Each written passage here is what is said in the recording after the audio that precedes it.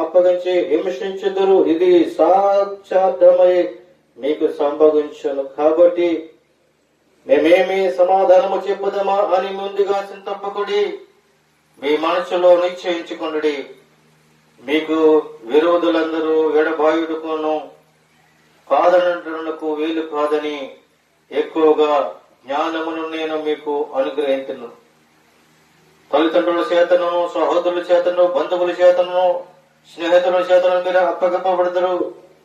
వారు మీలో కొందరిని మరి చంపుతురని నా నిమిత్తము మీరందరూ మనుషుల చేత దేశింపబడతారు, గాని మీ తల వెంట్రికలో ఒకటైనను నశింపదని ప్రభు సెలవిస్తున్నారు. నిజమే ప్రియమైన తల్లిదండ్రులందరినీ కావచ్చు, స్నేహితులందరినీ కావచ్చు, బంధువులందరినీ కావచ్చు, కుటుంబాలందరినీ కావచ్చు, ఎన్ని విమర్శలు, ఇబ్బందులు, ఎరుకులు వచ్చినప్పటికీ కూడా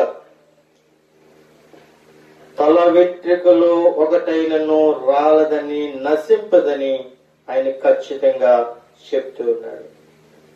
తల ఎంట్రికలో ఒక ఎంట్రిక కూడా రాలకుండా ఉండాలి అనంటే నువ్వేమి కలిగి ఉండాలో తెలుసా?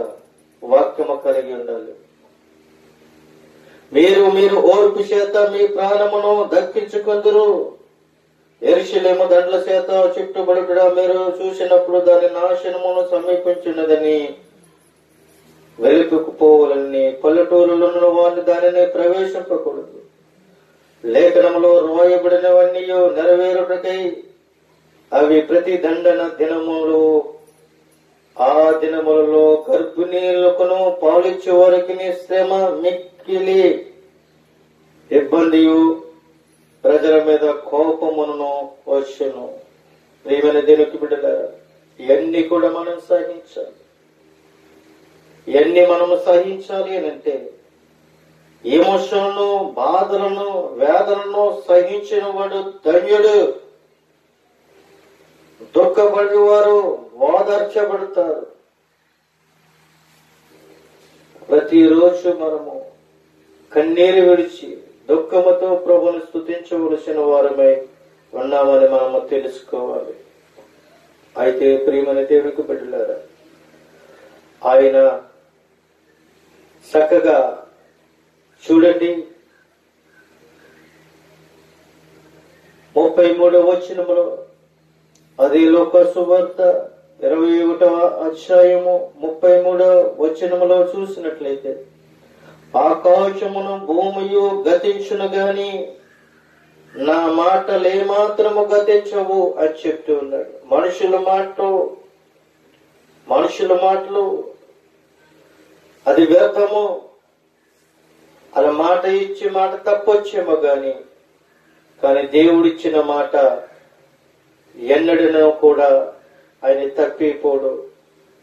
ఆయన మాటలు గతించవు. ప్రియమందరికి బిడ్డలారా, మీ హృదయములో ఒకవేళ తిండి వలనను, మత్తుల వలన, మరి ఐహిక వింశముల వలనను మందముగా ఉన్నందున ఆ దినమున అకస్మాత్తుగా మీ మీదకి ఉరువు వచ్చినట్లు రాకుండా మీ విషయంలో మీరు జాగ్రత్తగా ఉండడి అని చెప్తూ ఉన్నాడు. అయితే ఆయన అంటున్నాడు, కాబట్టి మీరు జరగబోవు వీటి నెలలను తప్పించుకొని మనుష్య కుమారుని ఎదుట నిలబడుటకు శక్తి గలవారునట్లు ఎల్లప్పుడూ ప్రార్థన చేసు మెలకువగా ఉండడి అని చెప్తూ ఉన్నాడు.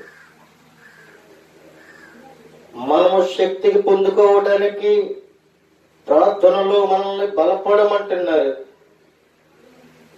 శక్తిని పొందుకోవడానికి సర్వశక్తుడైన పరిశుద్ధాత్మ దేవుడు మన పట్ల అద్భుత కార్యములు చేయటానికి మెలకుగా ఉండి ప్రార్థన చేయమని నూగుతూ ఉన్నారు. ఆయన ప్రతి దినము పగట యందు దేవాలయములో బోధించుచు, రాత్రి వేళ ఊళ్ళవ కొండకు వెలుచు, కాలము గడుపుచు ఉండేను. ప్రజలందరూ ఆయన మాట వింటకు దేవాలయములో ఆయన యొద్దకు పెందల కాడ వచ్చేసుండేది. చూడండి ప్రియమైన దేవునికి బిడ్డలారా, ప్రజలందరూ కూడా ఆయన మాటలు వినటానికి, ఆయన యొక్క ప్రవచనాలు వినటానికి, ఆయన అద్భుత కార్యాలు వినటానికి ఆయన యొద్దకు వచ్చినట్లుగా మనం చూస్తూ ఉన్నాం. అయితే మనమందరము కూడా ఏ విధంగా ఉండాలి అంటే, ప్రతి దినము దేవాలయములో, ప్రతి దినము గృహాల యొద్ద, ప్రతిరోజు కూడా మనము ప్రార్థించవలసిన వారమై పెందలకాడే దేవుని యొద్దకు మనము వెళ్ళాలి. పెందలకాడే దేవుని యొద్దకు వెళితే దేవుడు మన పట్ల గొప్ప కార్యములు చేస్తారని తెలియపరుస్తూ నా మాటలన్నీ ముగిస్తూ ఉన్నాను. కొద్ది మాటలు దేవుడు దీవించి ఆశీర్వదించును గాక. ఆమేన్. అందరికీ హృదయపూర్వకమైన వందనాలు.